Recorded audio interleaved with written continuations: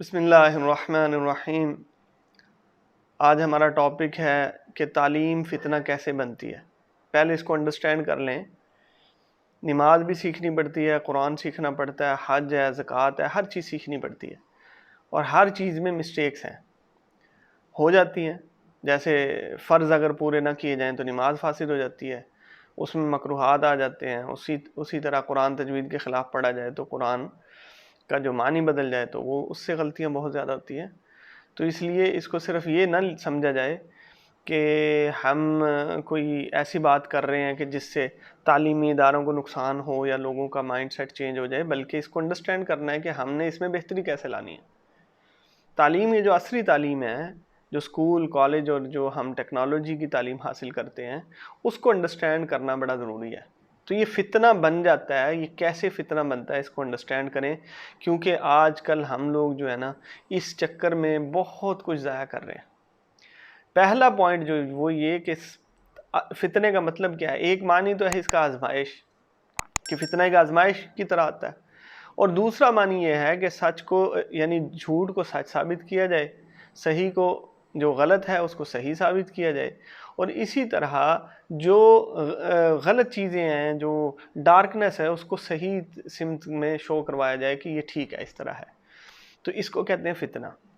حقیقت نہ ہو، حقیقت سمجھائی جائے کہ یہ اس طرح سے حقیقت ہے، اس کو فتنہ کہتے ہیں۔ اب جب ہم شروع کرتے ہیں پہلا پوائنٹ، جس وقت انسان جو ہے وہ یعنی بچہ پیدا ہوتا ہے اور وہ جو چھوٹا ہوتا ہے، تو اس ٹائم ہم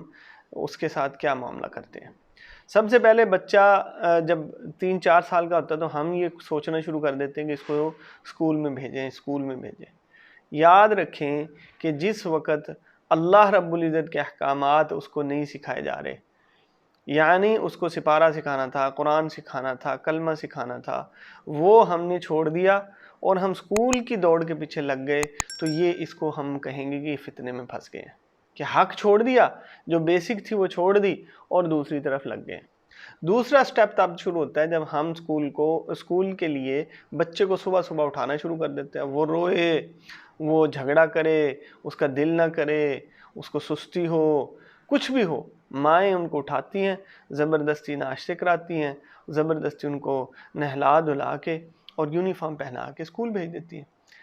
اب اس کو ماں جو ہے اگر وہ نماز نہ پڑھائے، اللہ کا حکم نہ سکھائے، صبح نماز کے لیے تو اٹھایا نہیں جاتا، وہ پہلی اور دوسری تیسری کلاس کو چھوڑیں، 8ویں 9ویں 10ویں میں بھی پہنچ جاتے ہیں، نماز کے لیے ماں باپ اس کو سختی نہیں کراتے،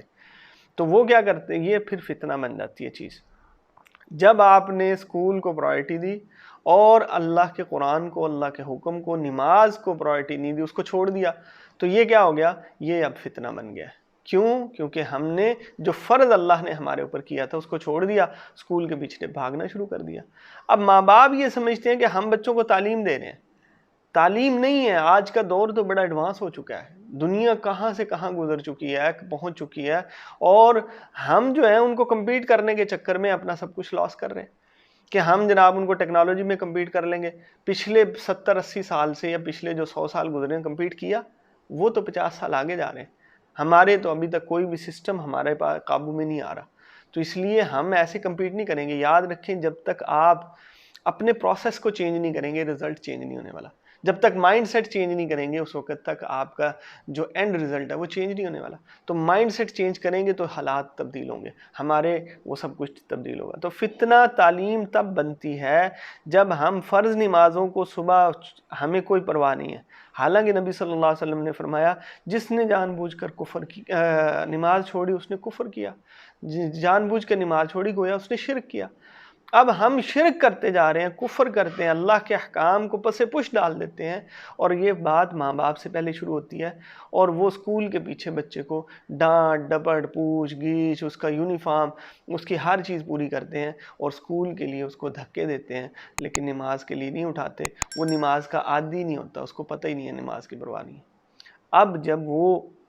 بڑا ہوتا ہے تو پھر آہستہ آہستہ 8ویں 9ویں تک تو دھکا لگانا پڑتا ہے، اس کے بعد اس کے اندر خود یہ طلب پیدا ہو جاتی ہے، کیونکہ اس کو وہاں پہ تھوڑی سی اپنی آزادی ملتی ہے، اپنے جیسے فرینڈ ملتے ہیں، اپنی فری گپ شپ ملتی ہے، اس کو فری انوائرمنٹ ملتا ہے،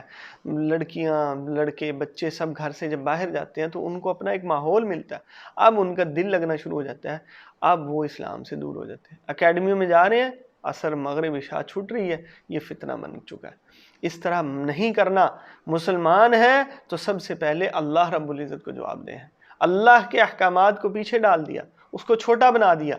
اور تعلیم کو اسکول کو بڑا کر دیا، تو یہ پھر ہم فتنے میں پھنس گئے۔ دوسری چیز کیا ہے کہ ہم یہ کہتے ہیں انگلش بڑی کمپلسری ہے، انگلش کو کمپلسری بنا لیا، قرآن کو ہم نے سیکنڈری پرائرٹی پہ رکھا۔ ہاں سکھا دیں گے قرآن تو، نہیں ابھی تو انشاءاللہ ہم بچوں کو سکھائیں گے، سپارہ پڑھانے کے لیے آتا ہے نا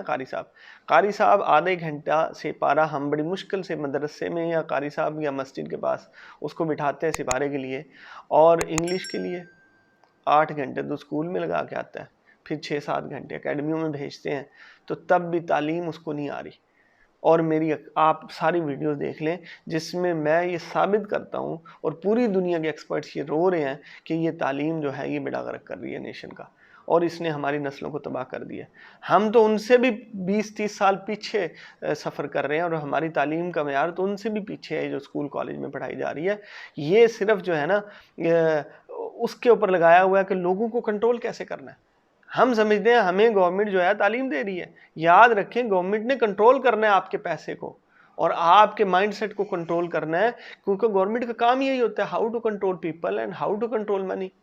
تو ان کے دو ہی کام ہیں، لوگوں کو کنٹرول کرنا اور پیسے کو کنٹرول کرنا۔ اب اس کا بہترین پروسیس جو انگریز نے لارڈ مکالے نے بنا کے دیا وہ یہ ہے، تعلیمی نظام بنا دو، 18 سال جو ہے وہ بچہ اس کے اوپر خرچ کرتا ہے، ماں باپ اس کے اوپر خرچ کرتے ہیں، وہ اپنا ٹائم اور سب کچھ خرچ کرتا ہے، اس کے بعد وہ جس پروسیس میں اس کو گھساتے ہیں اس کو پروسیس میں گھس جاتا ہے، اور وہ بلائنڈ فالو اپ کرتا ہے، اس کے اپنے انالیسس کوئی نہیں ہوتے۔ ہم یہ سمجھتے ہیں نہیں ہم پڑھے لکھے ہیں، دیکھو ہم تو کمپیوٹر انجینئر ہیں، ہم تو مائکروسافٹ کے، اوریکل کے اور سرٹیفائڈ لوگ ہیں، سسکو کے، تو ہم جو اپنی تھیوری دے رہے ہیں، ہم اپنی تھیوری نہیں دیتے، ہم جو ہے ان کی تھیوری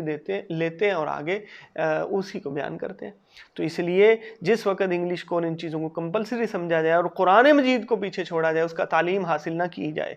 نماز کے فرائض کا پتہ نہیں ہے، قرآن کی تجوید آتی نہیں ہے، تفسیر اللہ کے احکامات کا پتہ نہیں ہے، کون سی باتوں سے کفر ہوتا ہے ہم نے سیکھا نہیں ہے، اسلام ہم سے کیا مطالبہ کرتا ہے، ہمارے رب ہم سے کیا مطالبہ کرتے ہیں، ہمیں اللہ نے زمین پر خلیفہ بنا کے بھیجا تھا، ہم نے اس کے لیے کیا عمل کرنا ہے، یہ تو ہم نے سیکھا نہیں ہے،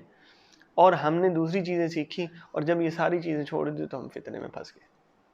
اگلا سٹیپ کیا آتا ہے؟ اگلا سٹیپ آتا ہے کہ وہ بندہ کسی پوزیشن پہ نوکری پہ پہنچ جاتا ہے، وہی جو سٹوڈنٹ تھا اب وہ جاب کے لیے جب جاتا ہے، اب اس کو صبح آفس پہنچنے کی فکر ہوتی ہے، نماز پڑھنے کی فکر نہیں ہوتی۔ جب وہ آفس میں بیٹھتا ہے اس کو حلال حرام کی ٹینشن نہیں ہوتی، وہ رشوت لے گا، وہ لوگوں کے اوپر ظلم کرے گا، وہ دھوکہ دے گا، وہ فراڈ کرے گا، وہ جتنے بھی میجورٹی لوگ آفیسرز ہیں وہ سارے کے سارے تو گریجویٹ ہیں، وہ تو سارے کے سارے ہائی کوالیفائڈ ہیں،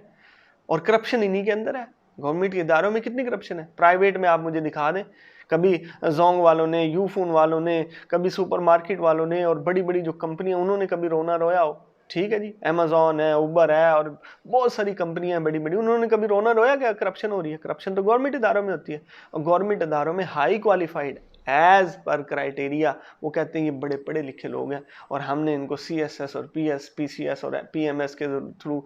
ہم نے ان کو سلیکٹ کیا، لیکن کرپشن سب سے زیادہ وہیں ہے۔ تو جس وقت آپ کی تعلیم آپ کو حلال اور حرام سے نہ بچائے، آپ کو سود سے نہ بچائے، آپ کو ظلم سے نہ بچائے، یتیم کا مال کھانے سے نہ بچائے، آپ کی اپنی پوزیشن کا غلط استعمال کرنے کے سے نہ بچائے، اور آپ دوسروں کا مال کھانے سے نہ بچائے، تو اس وقت یہ ساری چیزیں تعلیم یہ فتنہ بن گئی ہے۔ کیونکہ آپ نے حاصل کیا کیا ہے؟ آپ نے 18 سال یہ پڑھا کہ میں نے پیسہ کمانا ہے، میں نے پیسہ کمانا ہے، میں نے اپنی ریکوری کرنی ہے۔ تو جب آپ پیسے کے لالچ میں پڑ جاتے ہیں، یاد رکھیں ضرورت ہے پیسہ، لیکن لالچی نہیں ہونا چاہیے انسان کو، اس کو اپنی ضرورت تو سمجھیں، لیکن اس کی محبت دل میں پیدا نہیں ہونی چاہیے۔ ایسے ہی ہے جیسے گھر میں جو ہے وہ باتھ روم بھی ہوتا ہے اور کچن بھی ہوتا ہے، لیکن انسان کبھی یہ نہیں کہتا کہ میں بھائی وہ باتھ روم بنانے جا رہا ہوں، میں کچن بنانے جا رہا ہوں، میں بڑا اچھا جناب، نہیں، وہ یہ ہمیشہ یہ کہتا ہے میں گھر بناؤں گا، میں گھر بناؤں گا۔ اس کے اندر پورشن دو ہیں جو بڑے امپورٹنٹ ہیں، ان کے بغیر گھر کمپلیٹ نہیں ہوتا، ایک باتھ روم اور ایک کچن، دونوں بنیادی ضرورتیں، لیکن کوئی بھی شخص اس کا ڈسکس نہیں کرتا۔ تو مال بھی ایسے ہی ہے کہ آپ نے کمانا تو ہے، لیکن اس کو ناجائز نہیں کمانا، رشوت سے نہیں کمانا، حرام خوری سے نہیں کمانا، ملک کو بیچ کے نہیں کمانا۔ اگلا جو لیول ہے فتنے کا وہ کیا ہے؟ جب ہم حکومت میں بیٹھتے ہیں، اسمبلیوں میں پہنچ گئے، ہم حکومت کے اداروں میں پہنچ گئے، سیکیورٹی اداروں میں پہنچ گئے، گورنمنٹ کے ہم بڑے بڑے جناب وہ پولیس میں، آرمی میں، یہاں پہ ہم جوڈیشری میں، اتھارٹی میں بیٹھ گئے، تو پھر ہم اللہ کے قانون کو پس پش ڈال دیں اور غیر کے قانون کو امپلیمنٹ کریں تو فتنہ ہے۔ یہ اب انڈرسٹینڈنگ اور یہ جو مائنڈ سیٹ ہے فتنہ ہے۔ میں بار بار کہتا ہوں، آپ دیکھ لیں کہ یہاں پہ ایک طرف T20 کا ورلڈ کپ ہو رہا ہے اور دوسری طرف ناموس رسالت نبی صلی اللہ علیہ وسلم کے لیے احتجاج ہو رہا ہے۔ ساری امت ورلڈ کپ کے پیچھے پڑی ہوئی ہے، ساری امت کرکٹ کے پیچھے پڑی ہوئی ہے، سارا کا سارا ملک، ساری کی ساری قوم وہ کرکٹ کے پیچھے پڑی ہوئی ہے، اور ناموس رسالت کے لیے جو کام ہو رہا ہے اس کے کسی کو کوئی فکر نہیں۔ سوشل میڈیا دیکھ لو، واٹس ایپ دیکھ لو، ڈسکشن دیکھ لو، ٹیلی ویژن دیکھ لو، سیم ڈے میں، سیم ایک ہی ہفتے کے اندر دونوں کام ہوئے، لیکن ہماری سب کی توجہ اس کے اوپر ہے، کرکٹ کے اوپر۔ نبی صلی اللہ علیہ وسلم کی حرمت کا کسی کو خیال ہی نہیں ہے۔ اس میڈیا کی تعلیم کا کیا فائدہ کہ جس نے ناموس رسالت کو چھوڑا اور اس کے اوپر اس کا فوکس کرکٹ کے اوپر چلا گیا۔ اس تعلیم کا، ان آفیسرز کا اور ان پارلیمنٹ کا کیا فائدہ جس کے سامنے نبی صلی اللہ علیہ وسلم کی حرمت کا بل پیش ہو اور وہ کہیں ہمارا تو ڈالروں کا نقصان ہو جائے گا۔ یعنی انہوں نے کم قیمت کے بدلے میں اپنے رسول کی عزت کو بیچ دیا، کم قیمت کے بدلے میں انہوں نے اللہ کے قانون کو بیچ دیا، کم قیمت کے اوپر انہوں نے غیروں کو ترجیح دی، اللہ رب العزت اس کے قانون کو پس پش ڈال دیا۔ تو یہ تعلیم، یہ اتھارٹی اور یہ اپنی آفیسری جو ہے ان کو فتنے میں ڈال چکی ہے، کیونکہ ان کو اللہ کے ہاں جواب دینا ہے۔ ان کے اوپر بڑا ایک بیٹھا ہوا ہے، وہ سمجھتے ہیں امریکہ بڑا ہے، وہ سمجھتے ہیں ہمارے جو ہے نا ادارے بڑے ہیں، ہم سے پوچھ گچھ ہوگی۔ ہم آپ کے لیے بڑا اللہ ہے، رازق بھی اللہ تھا، ہم نے IMF کو بڑا سمجھ لیا۔ ہمارے پاس ہمارے اوپر اتھارٹی اللہ کی تھی، ہم نے امریکہ کی سمجھ لی۔ تو یہ ساری کی ساری انڈرسٹینڈنگ فتنہ بن جاتی ہے۔ تو ایسی تعلیم حاصل مت کریں جو آپ کو دنیا میں بھی نقصان دے اور آخرت میں بھی نقصان دے۔ ہمیں کیا چاہیے تھا؟ وہ اللہ کا پہلا قانون، وہ پہلی کتاب اور وہ پہلا آیت جو اللہ نے نبی صلی اللہ علیہ وسلم پر نازل کی، اقرأ باسم ربک الذی خلق۔ اب ہم نے اقرا کو تو لے لیا، پڑھو پڑھو پڑھو، تعلیم حاصل کرنا فرض ہے، لیکن جو فرائض اللہ نے بھیجے تھے ان کو ہم نے پس پوش ڈال دیا، حالانکہ اس کا تعلیم حاصل کرنا فرض تھا۔ نماز، روزہ، کلمہ، ایمان، حج، زکوٰۃ، جہاد، ان کو حاصل کرنا فرض تھا۔ اپنی قوم کی، اپنے ملک کی حفاظت کس طرح اسلام سکھاتا ہے وہ سیکھنا فرض تھا، وہ تو ہم نے پس پوش ڈال دیا اور ہم نے جو ہے دوسری ٹیکنیکل چیزوں میں گھس گئے۔ تو اس لیے جب ہم ان چیزوں کو چھوڑیں گے جو رائٹ سائڈ پہ تھی، جو اللہ کے احکامات اور تعلیم جو اللہ نے فرض کی تھی اور اللہ کے نام سے پڑھنا تھا، بسم ربک الذی خلق، اس رب کے نام سے پڑھ جس نے تجھے پیدا کیا، ہم نے اسی رب کے نام کو پیچھے ڈال دیا اور بھاگ پڑے دوسروں کے پیچھے، تو یہ ساری چیزیں فتنہ بن جاتی ہیں۔ اس لیے آپ نے اور ہم نے کیا کرنا ہے؟ اللہ کے حکم کے مطابق تعلیم حاصل کرنی ہے، اللہ کے حکم کے مطابق سکول کالج کی تعلیم لیں گے۔ اگر اللہ کا حکم ٹوٹے گا تو پھر ہم اس کو چھوڑیں گے، اللہ کے حکم پر عمل کریں گے، اور اس کے بعد ہم جو نوکری کریں گے، جو کاروبار کریں گے، جو اتھارٹی میں بیٹھیں گے، جو گورنمنٹ میں بیٹھیں گے، آرمی میں جائیں گے، پولیس میں جائیں گے، اگر ہم یہ اداروں میں جائیں گے تو ہم اللہ کے حکم کو امپلیمنٹ کریں گے، اللہ کے حکم کے مطابق فیصلے کریں گے، حرام سے بچیں گے، رشوت سے بچیں گے، دغا سے بچیں گے، دھوکے سے بچیں گے، ملک اور قوم ملت کو بیچنے اور اس کی سودے بازی سے بچیں گے، پھر انشاءاللہ ہم کامیاب ہوں گے۔ بہت شکریہ۔